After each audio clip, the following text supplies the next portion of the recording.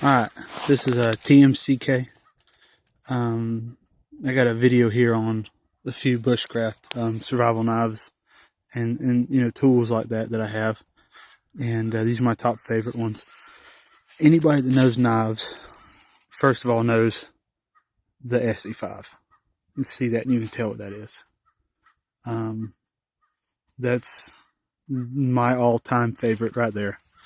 This, on the other hand, is and read it on here, it's a CFK cutlery company. It's handmade knives. It's custom forged knives. That's what it says. It's supposed to be a custom, one of a kind.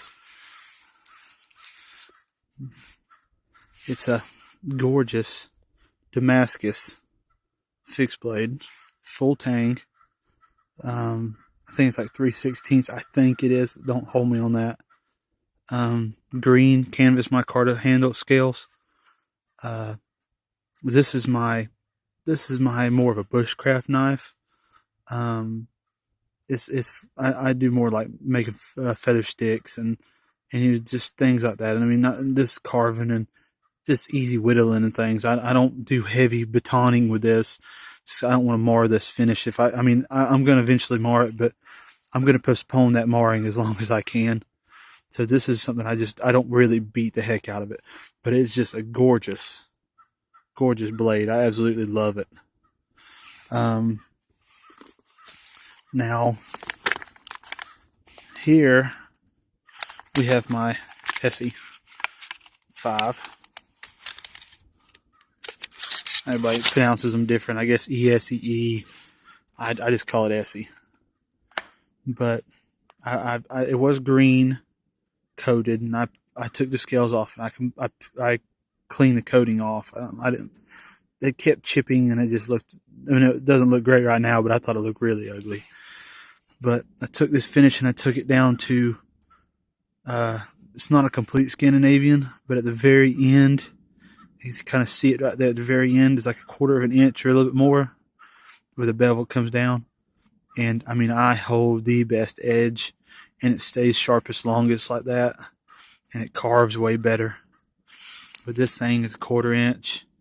It is like they call it, a sharpened pry bar. I mean, I take and just beat it in the trees and break them in half. This thing is amazing. I don't really use that pommel too much. I have, but not too much. I really don't like it. I'm thinking about taking that off because it jabs me sometimes. The scales, these scales are great. I've used it, making bow drills and stuff. But these scales are great. They hold up really nice. But this is my all-time absolute favorite knife. I mean, I've never had anything any better than this ever. I've got this. This is the original SE sheath that came with it. I had to buy that pouch for it though. This is the SE pouch.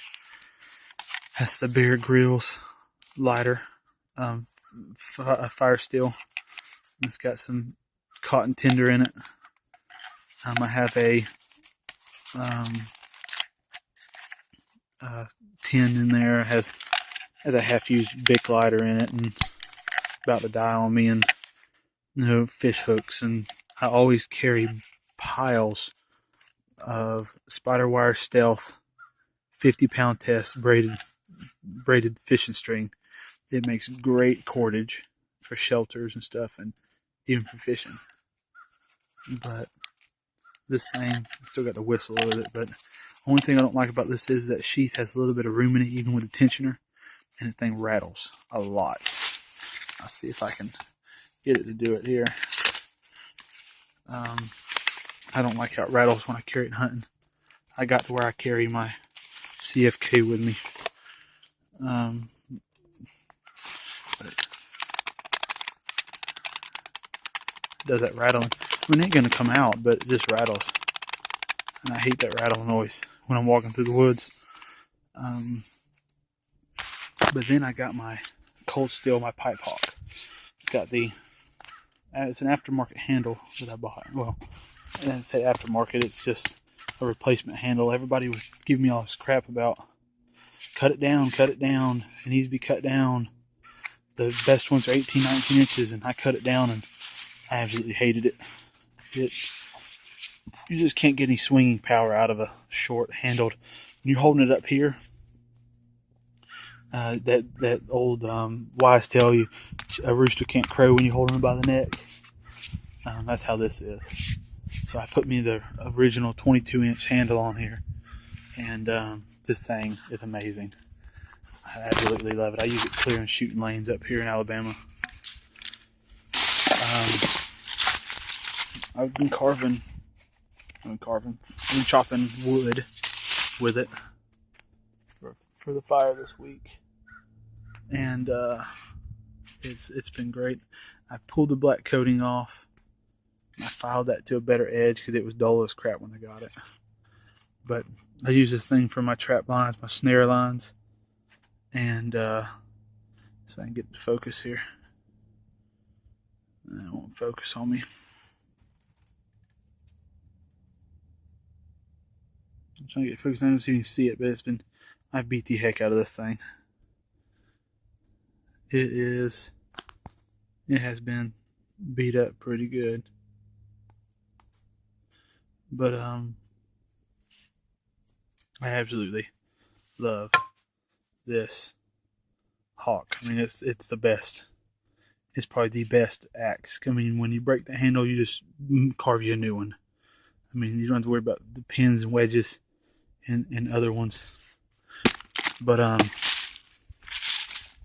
yeah, and then I got this bra holster that I made for it.